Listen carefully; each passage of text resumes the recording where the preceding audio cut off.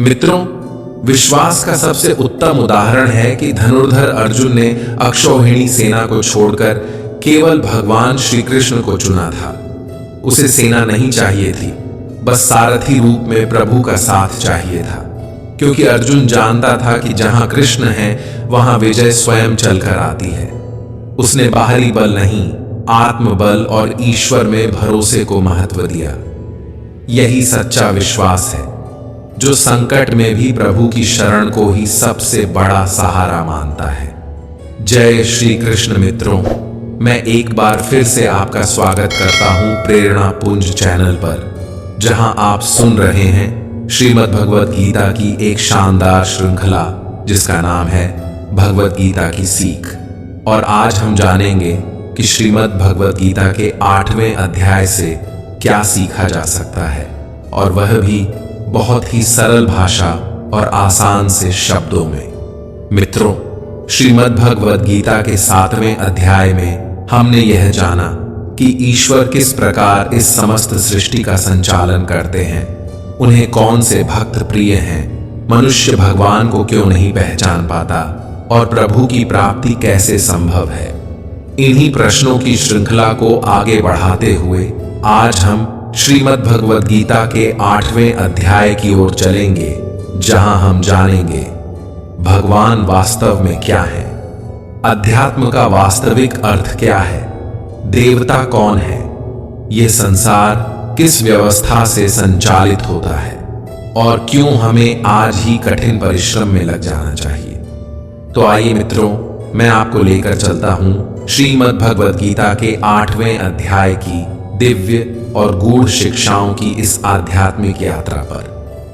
श्रीमद् भगवत गीता अध्याय 8, अक्षर ब्रह्म योग। यह अध्याय हृदय को छू लेने वाली उन गूढ़ आध्यात्मिक अवधारणाओं को संक्षेप में प्रस्तुत करता है, जिनका विस्तार उपनिषदों में बड़े ही भावपूर्ण रूप से किया गया है। इसमें आत्मा के अंतिम गंतव्य का रहस्य उजागर होता है। वह क्षण जब देह छूटती है, वही पल तय करता है कि आत्मा किस दिशा में अग्रसर होगी। यदि उस अंतिम क्षण में मन ईश्वर के स्मरण में रमा हो तो मोक्ष निश्चित है। इसलिए यह अत्यंत आवश्यक है कि हम अपने दैनिक जीवन की जिम्मेदारियों को निभाते हुए भी निरंतर भगवान की दिव्य लीलाओं, गुणों और स्वरूप का चिंतन करते रहें। जब भक्ति इतनी गहरी हो जाए कि मन, बुद्धि और आत्मा सब प्रभु में लीन हो जाए, तब हम इस भौतिक संसार की सीमाओं को लांघकर एक दिव्य शाश्वत चेतना के क्षेत्र में प्रवेश करते हैं। इसके बाद भगवान श्री कृष्ण इस अध्याय में सृष्टि के उन रहस्यमयी लोकों की चर्चा करते हैं, जहां असंख्य जीव जन्म लेते हैं, कर्म करते हैं और काल के प्रभाव से एक दिन फिर अव्यक्त में लीन हो जाते हैं। लेकिन इन सभी लोकों से परे, इस परिवर्तनशील सृष्टि के पार, भगवान का एक दिव्य और अविनाशी लोक है। वह लोक जहां केवल शुद्ध आत्माएं पहुंचती हैं। वे भाग्यशाली जो मृत्यु के समय प्रकाश के मार्ग पर अग्रसर होते हैं। वे इस परम धाम में प्रवेश करते हैं और फिर कभी इस दुखमय संसार में लौटकर नहीं आते। परंतु जो अंधकार के मार्ग का अनुसरण करते हैं, वे बार बार जन्म, रोग, बुढ़ापा और मृत्यु के बंधनों में बंधे रहते हैं। इस अध्याय के प्रारंभ में अर्जुन का हृदय जिज्ञासा से भर उठा है। वह गहन भाव से भगवान श्री कृष्ण से कुछ अत्यंत गूढ़ प्रश्न पूछते हैं, ऐसे प्रश्न जो केवल एक सच्चे साधक के मन में ही उठ सकते हैं, जो जीवन के रहस्य को समझने को व्याकुल हो। वह श्रद्धा और विनम्रता से कहता है, किंग तद ब्रह्म, किंग अध्यात्मम, किंग कर्म पुरुषोत्तम। अर्थात, हे प्रभु, ब्रह्म क्या है, आत्मा का स्वरूप क्या है, और यह कर्म जो हमें हर क्षण बांधता है, वह वास्तव में क्या है। अधिभूतम च किम प्रोक्तम, अधिदैवम किमुच्यते। अर्थात, हे मधुसूदन, यह अधिभूत किसे कहते हैं, और वह अधिदैव जो हमारे जीवन के पीछे कार्य कर रही दिव्य शक्ति है, वह क्या है। अधियज्ञ, कठम कोत्र, देहस्मिन् मधुसूदन, अर्थात हे मधुसूदन, यह अधियज कौन है और वह इस नश्वर शरीर में कैसे स्थित रहता है। और फिर अर्जुन का प्रश्न एक गहरी भावनात्मक गहराई को छू जाता है। प्रयाण काले च कथम झेयोसि नियतात्मभे, अर्थात हे श्री कृष्ण, जो भक्त दृढ़ मन और अपार श्रद्धा से आपके ध्यान में लीन रहते हैं, वे मृत्यु के अंतिम क्षण में आपको कैसे जान सकते हैं। मित्रों, यहां अर्जुन बड़े भावुक और जिज्ञासु मन से श्री कृष्ण से एक अत्यंत गूढ़ प्रश्न पूछते हैं। वह जानना चाहते हैं कि ऐसा क्या होता है अंत समय में, जब एक साधक जिसने अपने चित्त और मन को पूरी तरह संयमित कर लिया हो, मृत्यु के क्षणों में श्री कृष्ण को जान लेता है। क्या केवल संयम और साधना ही पर्याप्त है, या फिर कोई विशेष रहस्य है जिससे वह पुरुष उस अंतिम क्षण में प्रभु को प्राप्त कर पाता है। अर्जुन की यह जिज्ञासा स्वाभाविक है, क्योंकि यह प्रश्न हर साधक के हृदय में कभी न कभी उठता ही है। श्री कृष्ण ने पहले कहा था कि जो व्यक्ति निष्काम भाव से कर्म करता है, अपने मन को संयमित करता है और निरंतर मेरी भक्ति में लीन रहता है, वह अंततः मुझे प्राप्त करता है। पर अर्जुन पूछते हैं, कैसे? यह कैसे ही अध्यात्म की सबसे बड़ी खोज है। इन सभी गूढ़ प्रश्नों का उत्तर श्री कृष्ण इस अध्याय में विस्तार से देते हैं। वे न केवल अर्जुन को बल्कि हम सभी को यह भी समझाते हैं कि यह ब्रह्मांड किस नियम से संचालित होता है, आत्मा का स्वरूप क्या है, पुनर्जन्म कैसे होता है और उससे मुक्ति कब और कैसे मिलती है। भगवान श्री कृष्ण उत्तर देते हैं, अक्षरम ब्रह्म परमं स्वभावोध्यात्मम् उच्यते भूत भावो भव कर्तृत्वं कर्म संजितम, अर्थात अविनाशी, शाश्वत और दिव्य सत्ता को ब्रह्म कहा गया है। उसका जो आत्मिक स्वभाव है वही अध्यात्म या आत्मज्ञान कहलाता है। और जीवों की भौतिक देह से जुड़ी समस्त क्रियाएं, जिनमें जन्म, पालन और मृत्यु शामिल हैं, उन्हें कर्म या सकाम कर्म कहा जाता है। यहां भगवान श्री कृष्ण अर्जुन को गहरे भाव से समझाते हैं कि ब्रह्म का अर्थ है वह परम अक्षर, वह परम सत्ता जो न कभी नष्ट होती है न कभी बदलती है। वह पूर्णतया अविनाशी है। जब कोई साधक अपने भीतर स्थिरता और आत्मनियंत्रण को प्राप्त कर लेता है तो उसके भीतर अध्यात्म का जागरण होता है। अध्यात्म का अर्थ है स्व में स्थित होना, अर्थात आत्मा के स्वाभाविक स्वरूप को पहचानना और उसी में लीन हो जाना। जब तक हम माया के वश में रहते हैं, हमारा जीवन भटकाव से भरा होता है। हम इंद्रियों, इच्छाओं और अहंकार के अधीन रहते हैं। लेकिन जब हम स्थिर चित्त होकर अपने भीतर की आत्मा को अनुभव करते हैं, तब हम माया से परे उठकर आत्मा के अधीन हो जाते हैं। यही स्थिति अध्यात्म की पराकाष्ठा कहलाती है, जहां मनुष्य आत्मा में लीन हो जाता है और सच्चे अर्थों में स्व को पहचान लेता है। कर्म का अर्थ यहां केवल बाहरी क्रियाएं नहीं, बल्कि वह संकल्प और कार्य हैं जो भूतकाल में किए गए हैं और जिनके फल वर्तमान में प्रकट होते हैं। यह सारा संसार भी इसी कारण से चलायमान है, जहां हर वस्तु उत्पन्न होती है और फिर अंत को प्राप्त होती है। भगवान आगे समझाते हैं कि जिन्हें शास्त्रों में परम पुरुष कहा गया है, वे वास्तव में देवता हैं और उनका जो विराट रूप इस समस्त ब्रह्मांड पर शासन करता है, देवताओं के भी ऊपर, उसे अधिदैव कहा जाता है। साथ ही भगवान यह भी कहते हैं कि अधियज्ञ मैं स्वयं हूं, सभी यज्ञों का एकमात्र स्वामी। मैं ही प्रत्येक जीव के हृदय में स्थित परमात्मा हूं और मैं ही इस संसार का अंतिम निर्णायक हूं। श्री कृष्ण बड़ी स्पष्टता से कहते हैं, जो व्यक्ति मृत्यु के समय मेरा स्मरण करता है वह निश्चित रूप से मुझे प्राप्त करता है। इसमें कोई संदेह नहीं है, यह सत्य है। और यही मोक्ष का मार्ग है। हे कुंती पुत्र, श्री कृष्ण यहां अर्जुन से अत्यंत महत्वपूर्ण और भावपूर्ण उपदेश साझा करते हैं।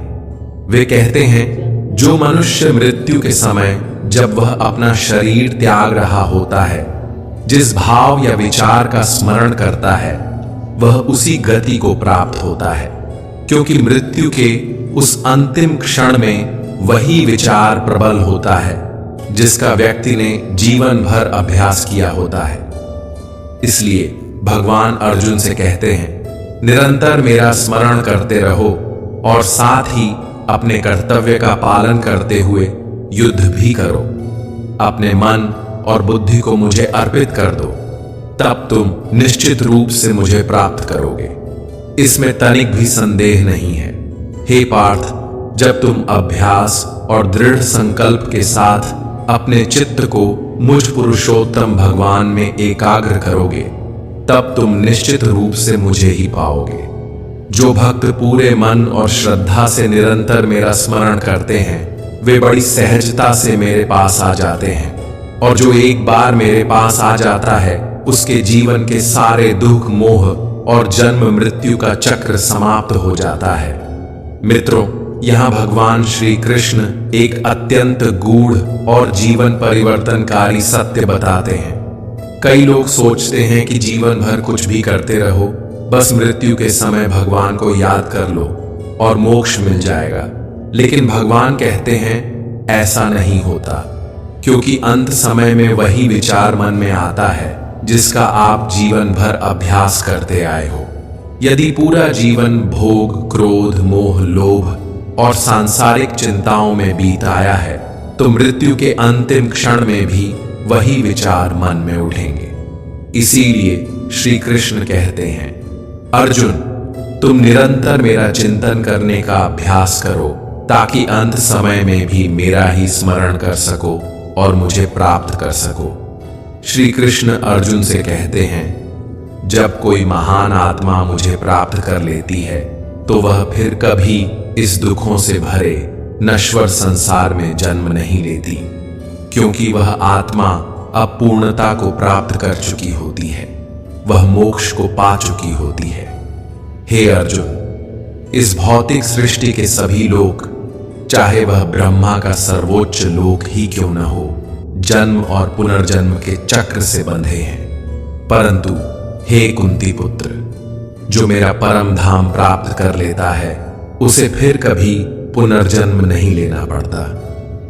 श्री कृष्ण समझाते हैं कि ब्रह्मा का एक दिन पृथ्वी के 1000 युगों के बराबर होता है, और उनकी एक रात भी उतनी ही लंबी होती है।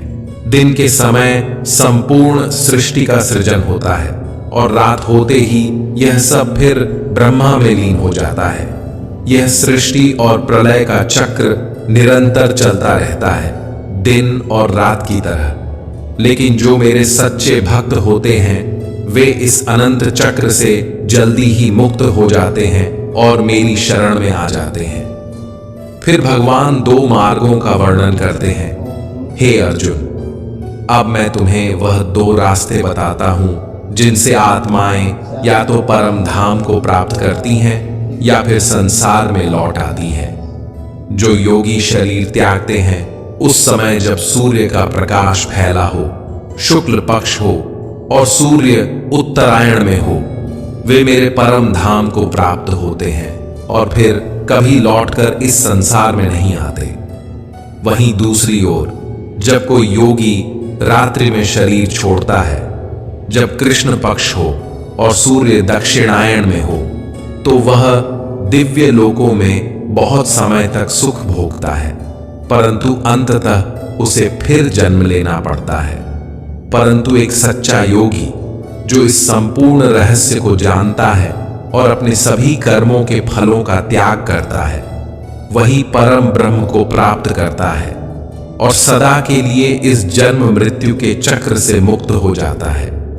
मित्रों, जब आप ध्यान की अवस्था में प्रवेश करते हैं, साधना में लीन होते हैं, तो मन के भीतर विचारों की एक बाढ़ सी आ जाती है। ऐसे ऐसे विचार उठते हैं जिनकी आपने कभी कल्पना भी नहीं की होती। कुछ उलझे हुए, कुछ भटके हुए, एक के पीछे एक विचार आता जाता है और आप अनजाने ही इस संसार से कहीं दूर किसी और ही दुनिया में खो जाते हैं। रिश्तेदारों की बातें, बचपन की यादें, ऑफिस के तनाव, दोस्ती के किस्से, सब कुछ मन में चलचित्र की तरह घूमने लगता है और यहीं से शुरू होता है असली युद्ध, इन अनगिनत विचारों से लड़ाई। आपको उन सभी भटकाते विचारों को हटाना है और केवल परमात्मा के विचार को अपने भीतर टिकाना है। इसीलिए श्री कृष्ण ने अर्जुन से कहा था, निरंतर मेरा चिंतन कर और युद्ध कर। आगे श्री कृष्ण ध्यान की विधि को और भी गहराई से समझाते हैं। वे कहते हैं, अपनी समस्त इंद्रियों के द्वार बंद कर दो, यानी वासनाओं, इच्छाओं, कामनाओं से स्वयं को अलग कर लो और फिर अपना मन, अपनी चेतना हृदय में स्थित परमात्मा में केंद्रित करो। वही ध्यान की सच्ची अवस्था है, वही आत्मा की शुद्धि का मार्ग है। मित्रों, यदि आप इस ज्ञान को आज के जीवन में उतारना चाहें तो इसका अर्थ यह बनता है कि यदि आप कोई ऐसा लक्ष्य पाना चाहते हैं जो आपको संसार में अमर बना दे, तो आपको साधारण नहीं, असाधारण परिश्रम करना होगा। क्योंकि जैसा श्री कृष्ण ने कहा, यह संसार तो एक सतत चक्र है। यहां लोग जन्म लेते हैं, मृत्यु को प्राप्त होते हैं और फिर कहीं खो जाते हैं। लेकिन जो लोग इस चक्र से ऊपर उठकर अपने कर्म, अपने ज्ञान और अपनी साधना से कुछ अद्वितीय कर जाते हैं, वे ही अमर होते हैं। ज्ञान योगी और कर्म योगी बनना ही वह मार्ग है जो आपको उस स्थिति तक पहुंचाता है। ब्रह्मा जी का एक दिन, यानी यह ब्रह्मांड अनादि है और अनंत तक रहेगा, और मनुष्य का जीवन उस अनंतता के सामने बस एक क्षण मात्र है। इसलिए ऐसा ना हो कि आप जीवन में सिर्फ सपने संजो करके बैठ जाओ और ब्रह्मा जी की शाम हो जाए। मित्रों, आशा है कि श्रीमद् भगवद गीता के 8वें अध्याय की यह सरल और सहज व्याख्या आपको अवश्य ही पसंद आई होगी। इस अध्याय से आपने क्या सीखा, कृपया कमेंट करके हमें जरूर बताएं। अगर इस वीडियो में मुझसे कोई त्रुटि रह गई हो तो मैं हृदय से क्षमा प्रार्थी हूं। दिव्य ज्ञान से भरे वीडियो ने आपके हृदय को स्पर्श किया हो तो कृपया वीडियो को लाइक करें, अपने प्रिय मित्रों और परिवार के साथ शेयर करें। हमारे इस आध्यात्मिक सफर में जुड़ने के लिए चैनल को सब्सक्राइब करें और बेल बटन दबाकर श्रीमद् भगवद गीता की हर अगली व्याख्या की सूचना सबसे पहले पाएं। बहुत जल्द हम मिलेंगे श्रीमद् भगवद गीता के 9वें अध्याय की एक और ऐसी ही ज्ञानवर्धक और प्रेरणादायक व्याख्या के साथ। तब तक के लिए स्वस्थ रहें, शांत रहें और श्री कृष्ण के चरणों में श्रद्धा बनाए रखें। जय श्री राधे कृष्ण। राधे राधे।